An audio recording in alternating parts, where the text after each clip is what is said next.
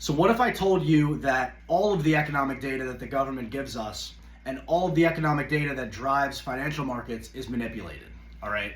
Even Trump is now calling it out. For those of you guys who don't know and those of you guys who haven't been paying attention, Donald Trump recently came out and talked about how the jobs numbers were manipulated in order to make him look bad, all right? And although he's not correct about it making him look bad, the jobs numbers, inflation data, GDP, almost every single economic number that the government gives us is manipulated.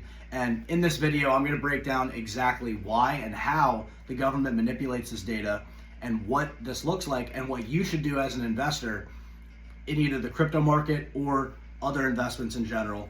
And you'll be able to understand exactly how the government manipulates economic data in order to swing what's called narrative, okay? We're going to talk about this, but before I do, I want to let you guys know that nothing in this video is financial advice. I'm not your financial advisor. I'm not your financial counselor.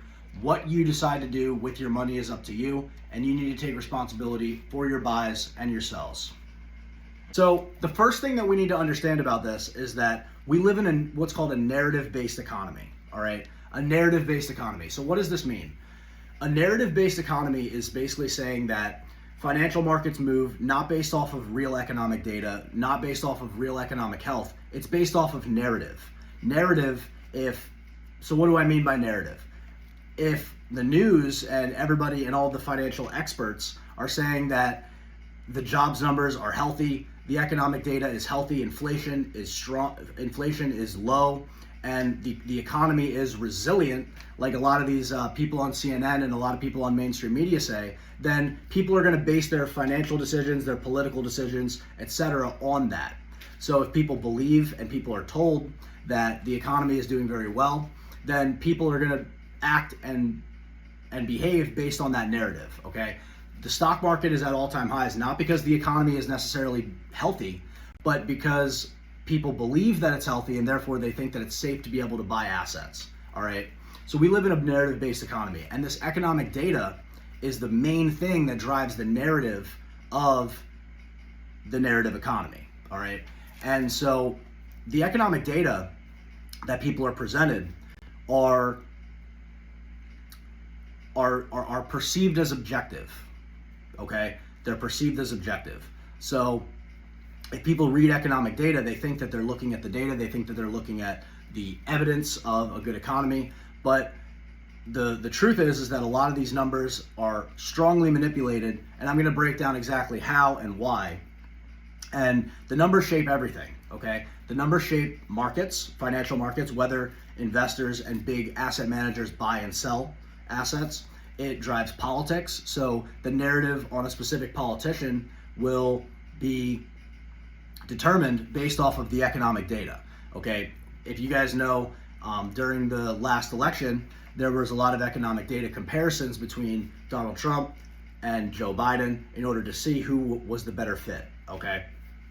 Policy, monetary policy as well. So if we come out with good economic data, then the Federal Reserve, who enforces monetary policy, can either higher or lower interest rates and do certain things that will either stimulate the economy or slow the economy down.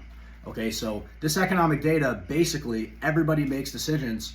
People of higher power and people in financial markets and politics base their narrative off of this economic data that's actually faulty. So that's the first thing that we have to understand, is that the economic data that we're presented is actually a propaganda tool.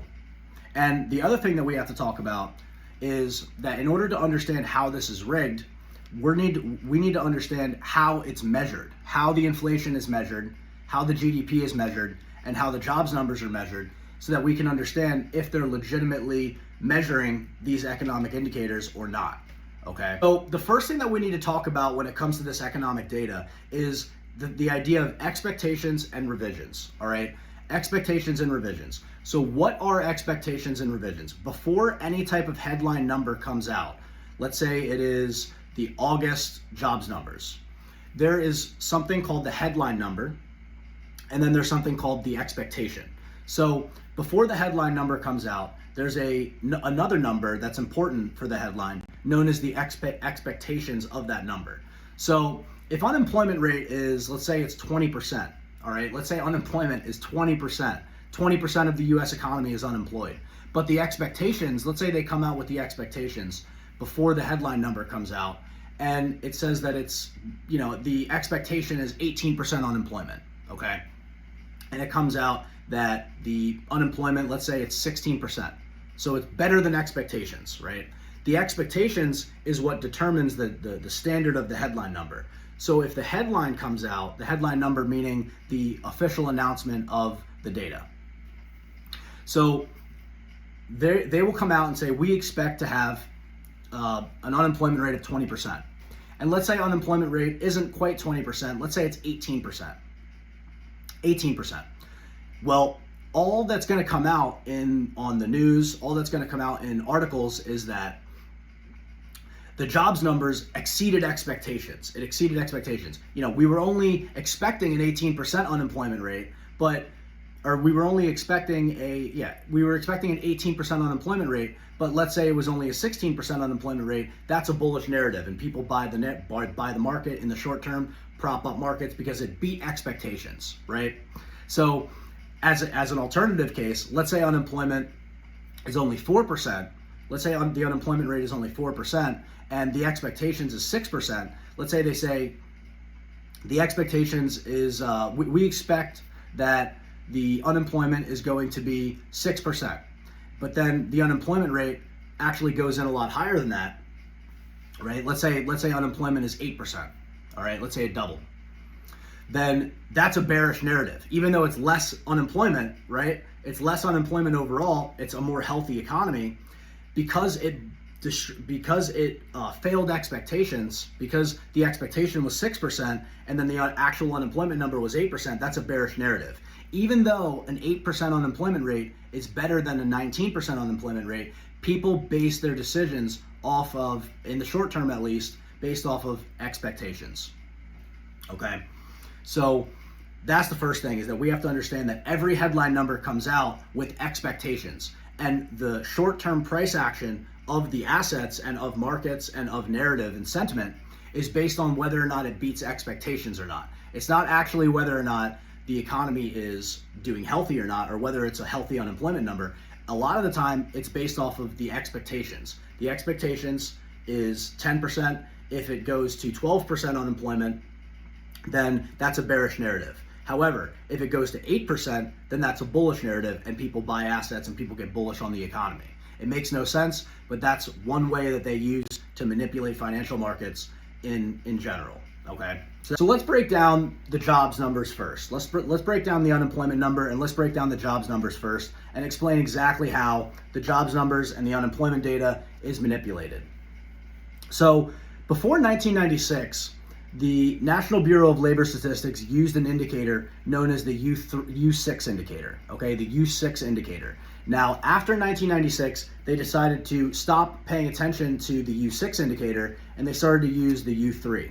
See, in order to actually understand how this stuff is being manipulated and how this data and whether or not this data is even accurate in general, is you have to understand the tool in which they're measuring, how they're measuring the economic data, okay? How they're measuring the unemployment rate, how they're measuring the jobs numbers, how they're measuring inflation.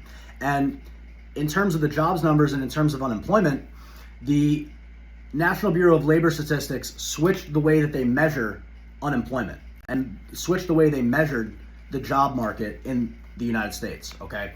Now, before 1996, they used an indicator called the U6 indicator, okay? And after 1996, they changed that to what's called the U3 indicator. Now, what is the problem with the U3 indicator? The problem with the U3 indicator is two main things, okay? The first is that if somebody gets unemployed, and let's say somebody gets laid off of their job, and then let's say they're using disability, or they're using some tool to keep them afloat. Let's say they're on, they're getting food stamps, or they're just not looking for a job. After 1 year, the U3 indicator no longer counts them in the unemployment, right?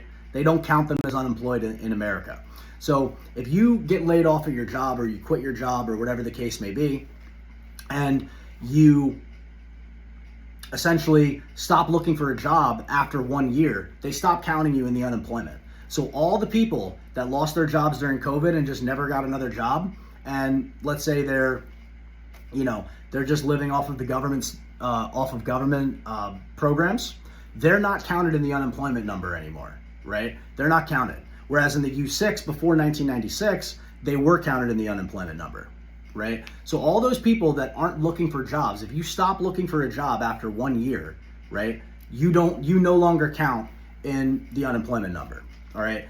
That's the first thing, is that they stop counting you after a year of not looking for a job. So you're no longer a part of the unemployment. So all those people that normally would be unemployed are no longer count as unemployed according to the U3 indicator, okay?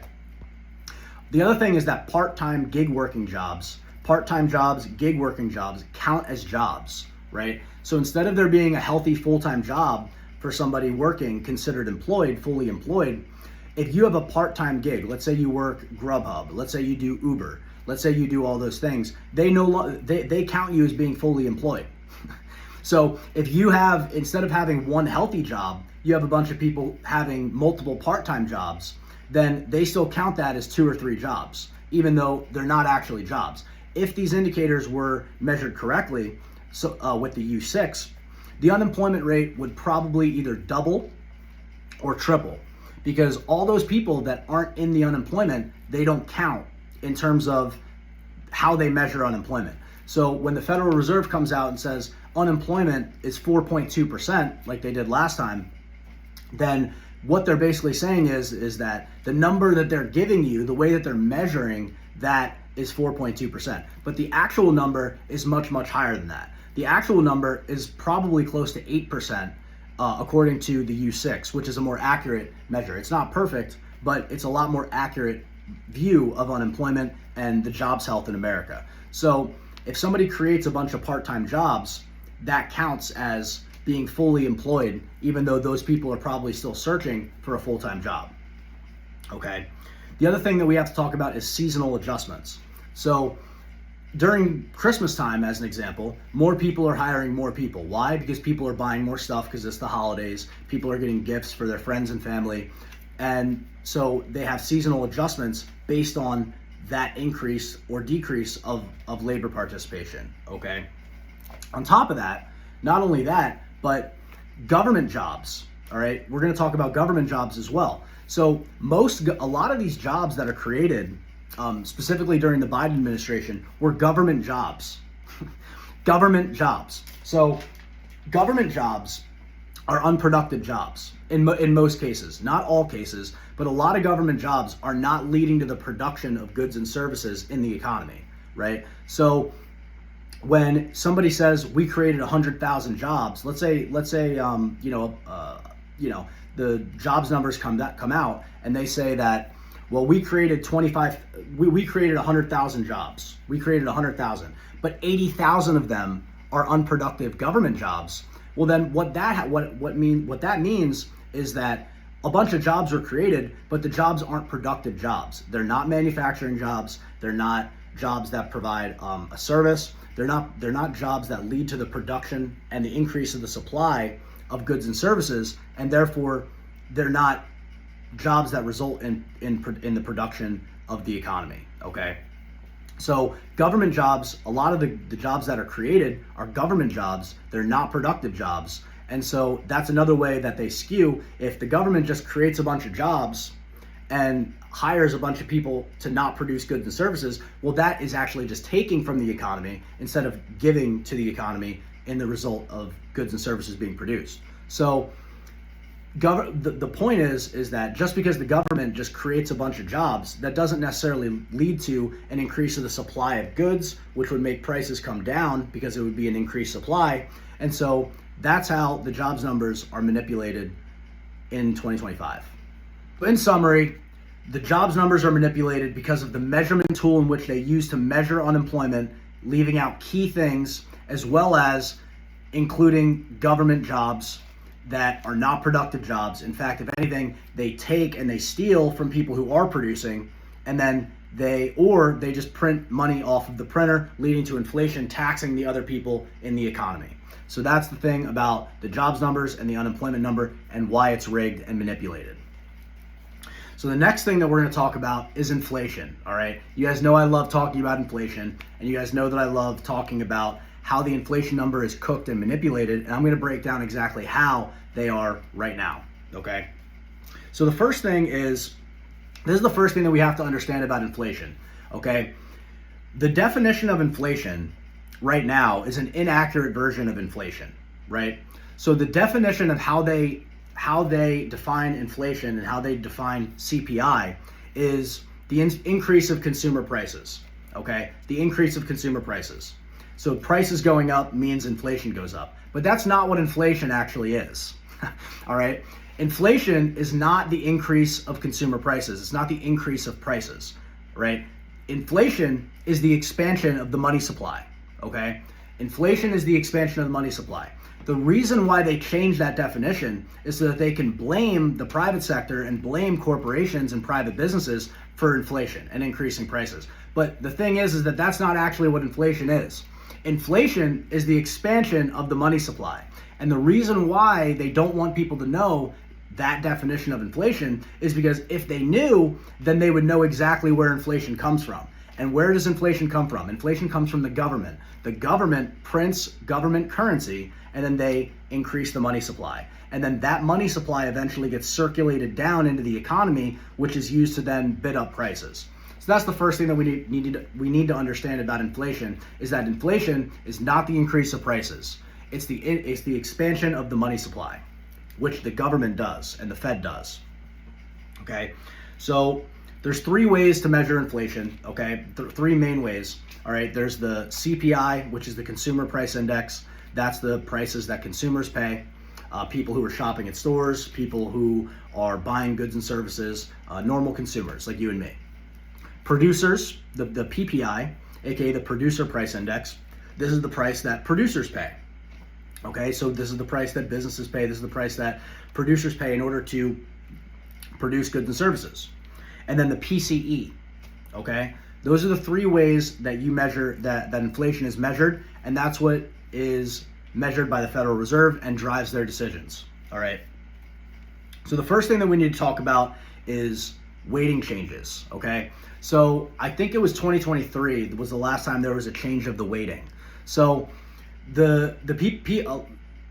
over the past year, okay, the inflation data is measured based off of only the past year's data. So if inflation is weighted based on 10 years, as an example, and let's say inflation is rapidly expanding in the economy. Let's say inflation is rapidly expanding into the economy, and the measurement and the weighting of the inflation is based off of 10 years of consumer price inflation. Well, what they did in 2023 was they changed the weighting from 2 years to 1 year. So instead of measuring data based off of 2 years of data, 2 years of inflation data, they only measured it off of 1 year. So if inflation is continuing to increase and rapidly increase, they only change the weight, they only measure it, they only weight that inflation change based off of the past 1 year, right? So if they weighted it based off of the past 10 years, and the government is printing more and more and more money and inflation is becoming more and more, okay, then the number would be a lot higher than what they're reporting. But because they make it a 1 year weighting or a 2 year weighting, right now it's only a 1 year weighting difference between, so the inflation data is only based off of 1 year of past inflation data to compare to the current number, all right? So that's the first thing, is the weighting changes in the inflation number. So this is why you see the CPI, okay? This is why you see the CPI going up so much, or not going up, going down, excuse me, going down so much compared to the cost of living, all right? So a lot of the times when they measure inflation, when they measure these numbers, they don't include things that people actually need, right? What consumers are actually paying for. What are consumers actually paying for? Groceries, gas, house prices, energy, things like this, electricity, all this type of stuff. A lot of the time it doesn't get included fully in the inflation number, okay? Not only does it not get included in the inflation number, but they change what they measure. They change what they measure. So if they want to, let's say the price of steak goes up by 10%, all right, and they don't want that being factored into into the inflation number, what they'll do is they'll then measure a lower quality product, such as chicken or maybe ground beef or whatever the case may be, and that's what will be shown in the inflation number. So instead of measuring the same thing and instead of measuring the same quality, they'll measure something that is a lot less quality, that doesn't go up, that's not in demand as much. And so therefore the inflation number will be a lot lower compared to the increase of the better product, okay? So not only are they changing the weighting, but they're also changing what is being measured. And a lot of the stuff that consumers face, a lot of the stuff that consumers have to pay for in the real economy, such as groceries and stuff like that, that's considered too volatile to be included in the inflation number. So that's why you see the price of eggs, that's why you see the price of groceries, that's why you see the price of houses have literally doubled or even tripled in some areas, and you haven't seen the inflation number lead up to that. So the reason why that is because they're not being measured in the inflation number. So they basically pick and choose what they measure in the inflation number or in the inflation data in order to constitute that number that they have, okay? And the reason why they do this is because if they actually gave the correct data and they gave the correct number, they would realize that inflation is out of control and it's getting way too unaffordable for the majority of people, and inflation would be a bigger problem, which would affect Fed policy and it would affect a lot of other things. So all those changes and all those adjustments that they make constitute a lower inflation number than it actually would be. Okay, and this is why you've seen the price of houses, the price of energy, the price of food, they're considered too volatile to be included in the inflation number, right? So the other thing that we need to understand about this is that the Fed policy, so basically the Fed policy is based off of fake numbers. The fake numbers, the majority of the stuff that people actually pay for is not included in the inflation number. It's not included, which is why the inflation number is low compared to the cost of everything around you, right? So a good rule of thumb is to whatever inflation number that the government gives you, you want to double or triple it. You want to double or triple the inflation number that they give you. So if inflation is 2.7%, 2.6%, whatever the case is, you want to double that number, triple that number, and then that'll give you a more accurate representation of what inflation actually is at that current time. So the last number that we're going to talk about, we're going to break down, is GDP, gross domestic product.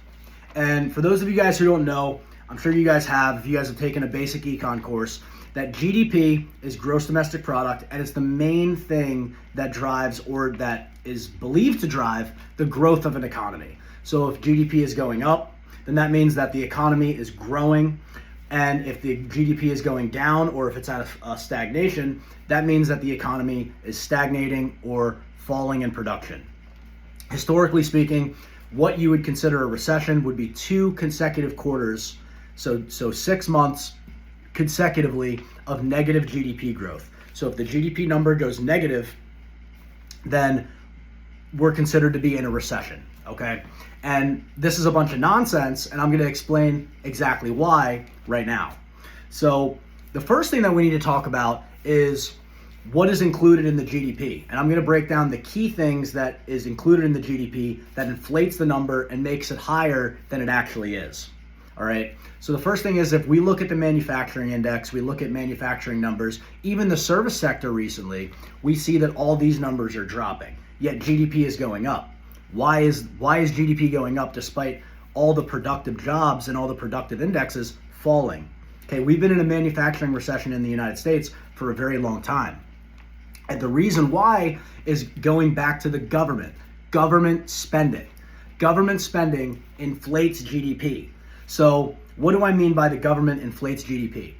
If the United States economy is not producing any goods and services, but the government is just printing a bunch of money, whether it be to go overseas or whether it be to just do government programs that is in the United States, all right, if the government just spends a bunch of money and prints a bunch of money, that counts in the GDP number. So if the government just prints a bunch of money, that doesn't lead to the production of any goods and services. That doesn't lead to the growth of an economy, the health of an economy, but it counts in the GDP number, right?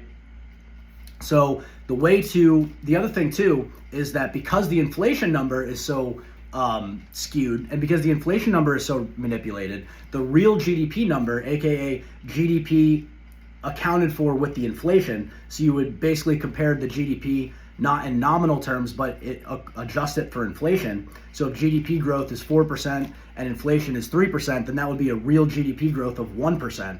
Okay, that inflation number is based off of fake data. So the real GDP number is also nonsense, because the way that they're measuring inflation, which is the thing that they're measuring against GDP, is down.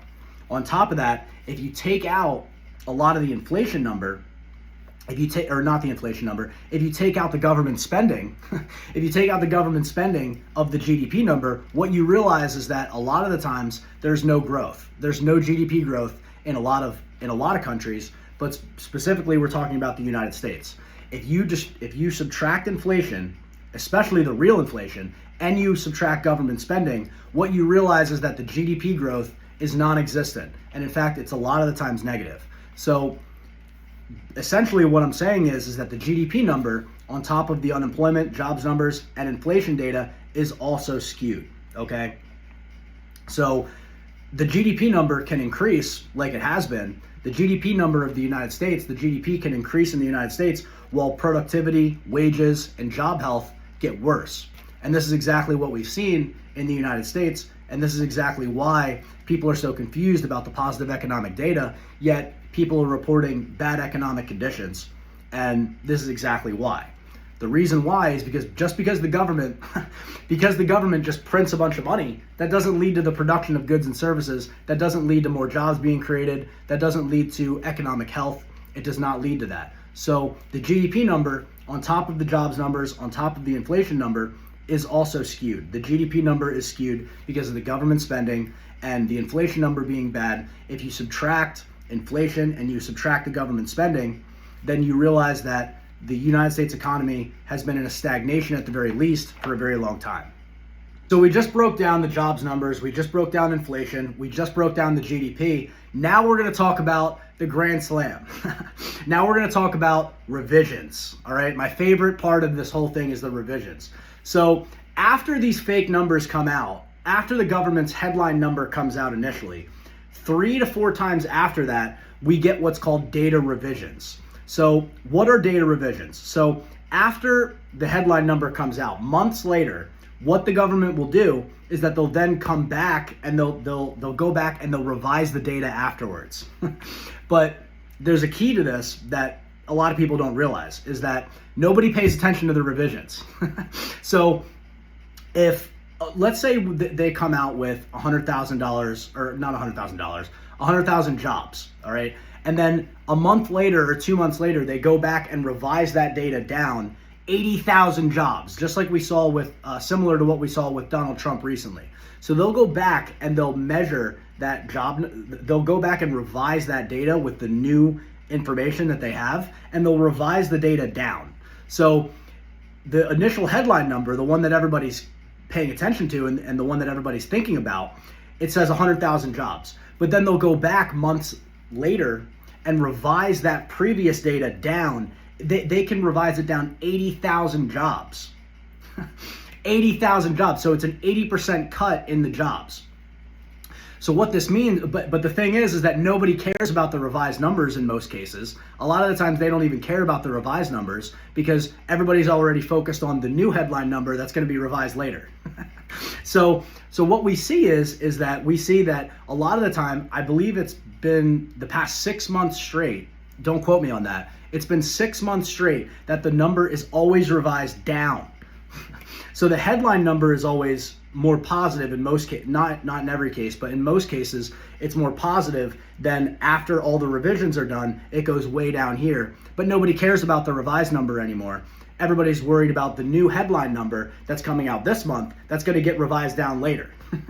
So what you see, and this is what happened in 2008 before the global financial crisis, was that the global financial crisis had situations where they were revising numbers down, and if the number was real, if they actually had the real data from the beginning, because the government and because the NBL does such a bad job at reporting the headline number, what we could have seen is that it was a lot more predictable that the global financial crisis was going to happen before it happened. But because they were always revising it down, nobody was paying attention to the revised numbers. They were only paying attention to the numbers that were coming out later. So not only are the numbers skewed for inflation, GDP, and jobs, but they also get revised. And in most cases, they get revised down multiple times before they get a more accurate number. Okay, so the revisions is my favorite part about this whole thing, because they usually get it way off. Usually the NBL gets it way off, and then months later, after people stop caring about that number and after the narrative is already established for that time, they go back down, and in most cases they revise it down. Once in a while they'll revise it up.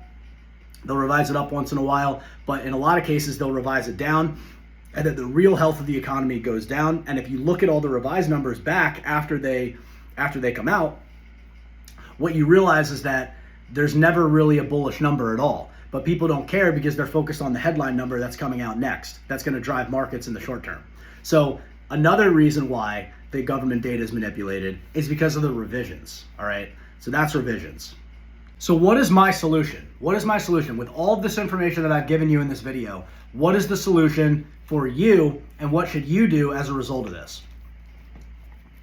Well, the first thing that you need to do is you need to stop trusting government numbers. The numbers that the government gives you, the numbers that the NBL gives you, do not trust the numbers. Anytime that you watch CNN or you watch Fox or you watch these mainstream media sources talking about economic data, the vast majority of that data is skewed and manipulated in order to drive a certain type of narrative and to get you to believe a certain type of way. So stop trusting government numbers.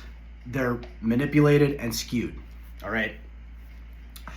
A good example to this is asking the government for economic data is similar to asking the government to report on economic health and economic data is like asking the mafia to report crime statistics, right? So if the government, as an example, if they ask the mafia or the mob to report on crime statistics, and what do you think the mafia is going to do? What do you think the mafia is going to do? The mafia is just going to report no crime. They're going to say, no, there's no crime here. We could just keep on doing what we want to do, and there's nothing to see here, right? So the government reporting on their own economic policy and their own effects of their actions on the economy is similar to the mafia reporting crime statistics. They're obviously going to report better than what they actually are doing, so that nobody thinks that they're doing anything wrong.